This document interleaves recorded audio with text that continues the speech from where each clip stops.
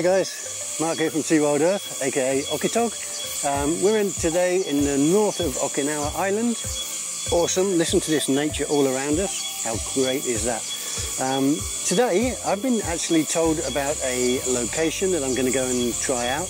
It is a location that's got a tremendous view. My goal is to try and get a nice super wide angle view from one of the highest points in Okinawa. That's the plan, but first of all we have to get to our first location shoot, and that is the peak that you can see up in the distance just there.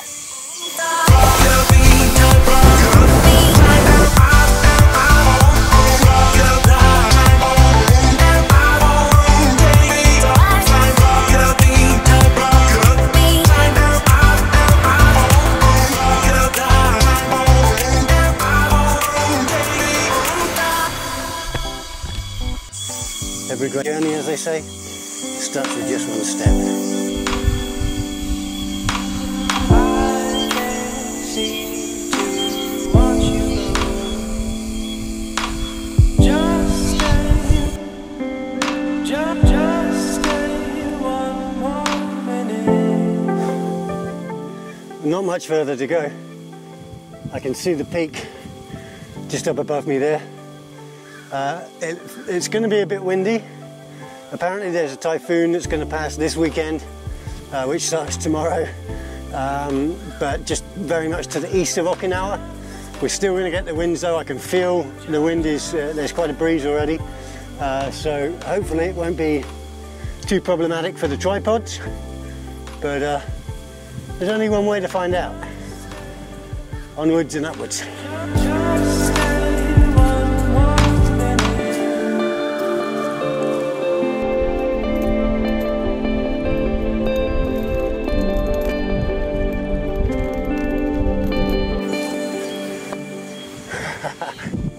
Oh my God.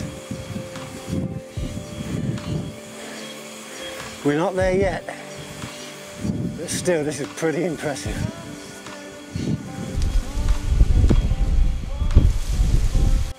It was worth every step. Check this out. Ladies and gentlemen, we are on the top of the northern section of Okinawa Island. Look at all this. This is all the expanse of the Yanbaru forest here. This goes all the way south. I drove from all the way down over there, all the way up this coastline, okay, up to this high point here.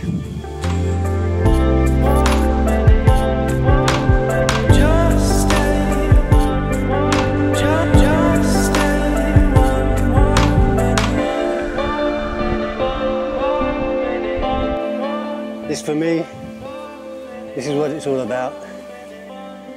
The adventure of getting to the location is for me, is very much a large part of imaging.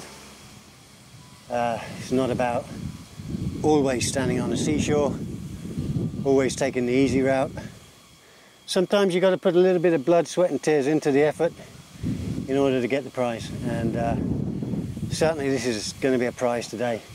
What I'm probably going to do is I'm going to shoot a time lapse with the GoPro while I'm getting it set up, and then I'm going to look at doing some long shutters, try and get some stacked neutral density filters. I'm going to be stacking my Canny ND filters using my IRX 15mm lens, just to get as wide as possible, but the whole thing for me today is to try and get, because the clouds are really streaking by, is to try and get some of that dynamic element of the streaky clouds.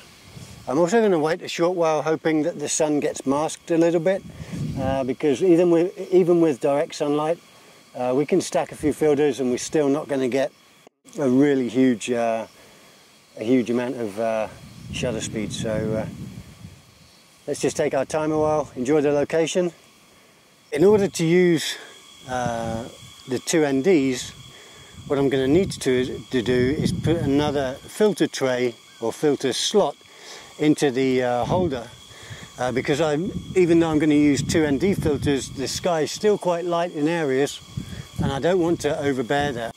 So what I'm going to have to do is put a third tray in so that I can use 3 filters.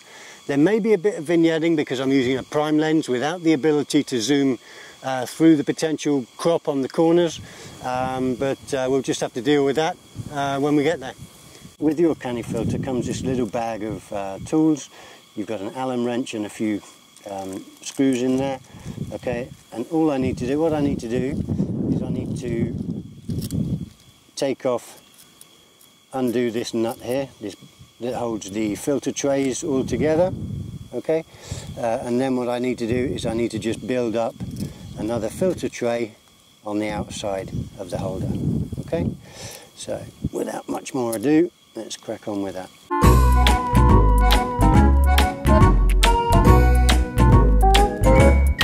Okay, so now we're done. You can see whereas before we had 2 slots for filters, we've now got 1, 2, 3.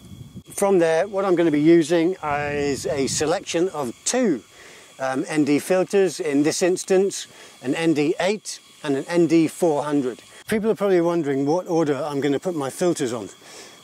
What I will do is I'll put my soft graduated neutral density filter on the outside, in the outer limit of the holder, the filter holder, and that's just because all it's doing is it's blocking out the sky for me. It's masking the sky.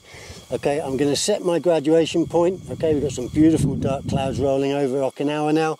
It's going to make a great photograph. What I'm then going to do is I'm going to put the lesser of the 2 ND filters in the middle slot, and in this case that's going to be the 3-stop, the ND8. Okay, it's 100 by 100. That just slots into my second slot there. Okay, what I normally do is I'll support the bottom of the filter holder because I do need to put a bit of force into these to push them into place, and then I just line them up with the filter there. Okay, now when I've got my 3-stop in, I can still see it's dense enough to reduce 3 stops of light, but that doesn't mean that I can't still see through my lens. Okay, so I'll just finally check my last composition. I'm happy with that. I've checked the spirit level on my camera, the electronic spirit level. What I'm going to do now is introduce the big glass, the big ND, the ND400, and now what I will do is I will plug in my electronic shutter release. Okay, that goes into my cable release port on the side of my camera. There we go, get the panel open. Okay, very important on a day like today. We've got a lot of wind. Okay, we're exposed, we're up in the elements. You'll notice I don't have a strap on my camera. Those things in this weather, it will flap around and it will cause massive vibration on the camera. Okay, so take it off. If you're going to an exposed windy area, take your straps off. Don't have anything influencing the stability of the camera. Okay, what I will also do in a day like today is I'll weigh the tripod down. I'll close up my camera bag. I've got a carabiner with me, and all I do is I make sure that it's still touching the ground, but it's also connected to the tripod. The reason it needs to be connected to the ground is because if it swings, that could then cause pulses of movement as the bag swings. So if it's on the ground but still the tripod's taking some of the weight, then that's going to add to the stability of the tripod. Okay, and then once we've got everything set, we're good to go. All right, so I need to punch in my shutter speed on my electronic shutter release, and we're good to go. So 15 stop. Okay, so 1/320th gives me a shutter speed of 1 minute and 40 seconds. So what I do then is I'll put that into my electronic cable release, 1 minute and 40. When everything's good to go, we just check and make sure that we're not on any kind of delay, and press start.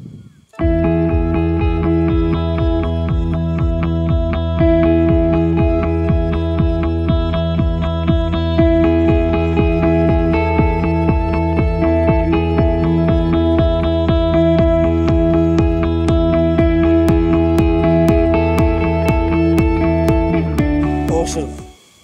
I'm happy with that. I'm going to pack up and get going because I felt a couple of spots of rain. I don't want to get caught up here exposed with all my gear in such a crazy position, so good to go.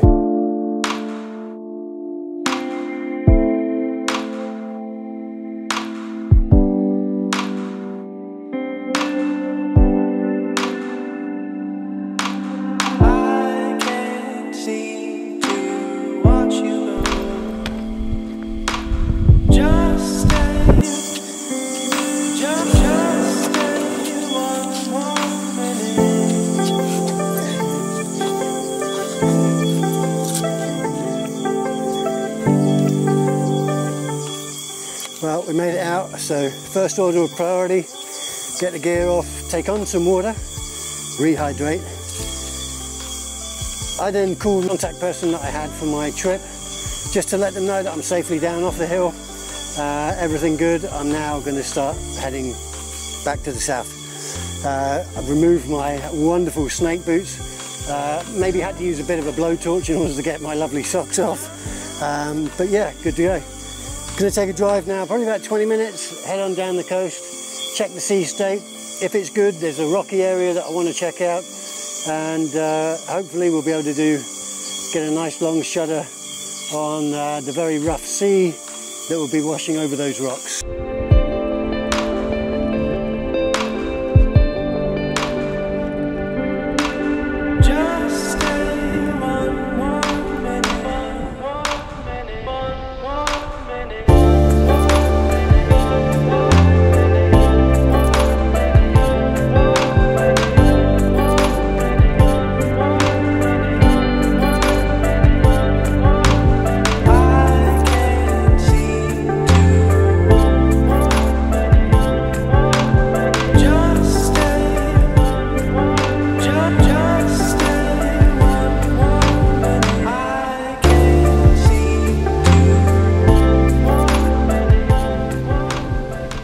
You can see these absolute monsters coming in. Look at that.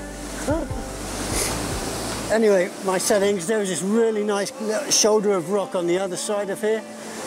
As the water came on, it drained off, and as it drained off, there was this really nice kind of like S-curve, S kind of channel shape that allowed the water to drain out. So hopefully I got that, but I don't want to hang around here too long. A lot of light reflection from the white foam of the broken water. I didn't want to have too long a shutter, because if you have too long a shutter in these conditions, all you get is a horrible white blanket of nothing. All right, so you only want to try and get about a 1 second shutter max to get that motion blur from the water. Okay. Setup wise, I'm using an IRIX 15mm f2.4 lens. I had a soft grad 0.9 in the front filter tray. Closest to the camera, I had a 6-stop ND64, which allowed me at f8 ISO 100 to have a shutter of 1 second in order to get a nicely balanced exposure. Okay, so I'm going to get out of here because it looks like there's some huge monsters coming. Time to scarper.